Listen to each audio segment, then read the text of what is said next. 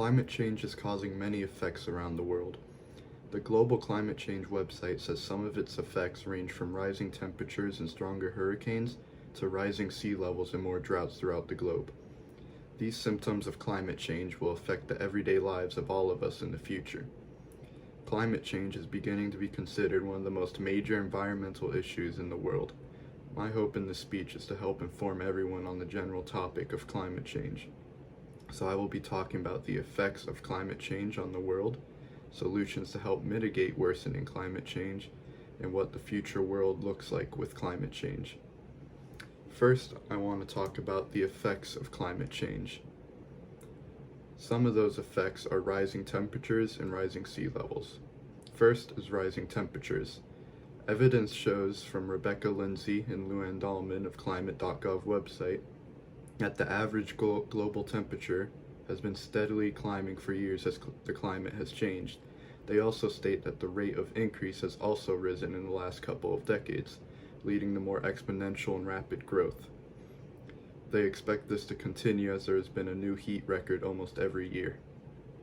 Second piece of evidence from the publichealth.gov website states that this continued rise in temperature is having a traumatic effect on people all around the world.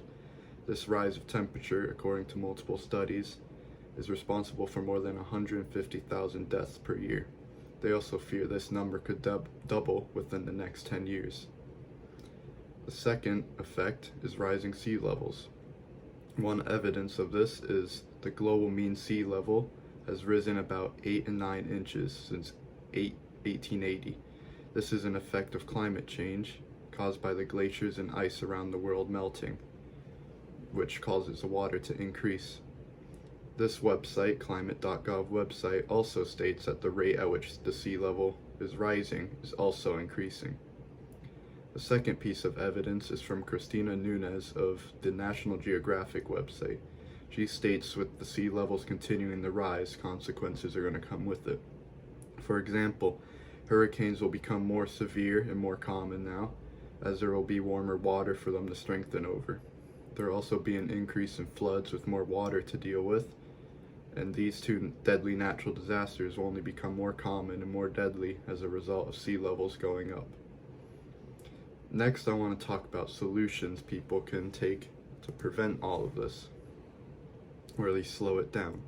The first solution is for people to move closer to their workplace. David Bellio of the Scientific American website states transportation is the second leading source of greenhouse gases in the United States. He says one way to reduce the source of gas emissions is for people to try and move closer to their line of work. Doing so would help reduce the gas emission per trip from home to work, helping reduce one of the greatest sources of gas emissions in the world. Some people have already had to move because of this. Salvador Rodriguez of the CNBC website says that many communities in California have had to move due to wildfires, and these wildfires are caused by the climate change that are damaging and rendering their homes useless. Moving closer to your workplace could prevent something like this from affecting another family. A second solution would be to use less energy in our homes. David Bellio, again of the Scientific American website, says reducing the amount of energy used within each home would have a great impact in slowing down climate change. He states that simply unplugging each device after you finish using it would help reduce electricity, resulting in less greenhouse gas emissions. The Save On Energy website says that the more energy people use, the more energy power plants need to generate. When power plants have to burn more fuel, they create more greenhouse gas emissions, which contribute to climate change. This is why it's important to save on energy so greenhouse emissions can be reduced from power plants. Furthermore, next I want to talk about the future of climate change, just what the future looks like of it. First, I want to talk about if the trend of rising temperature continues in the future, what it would look like.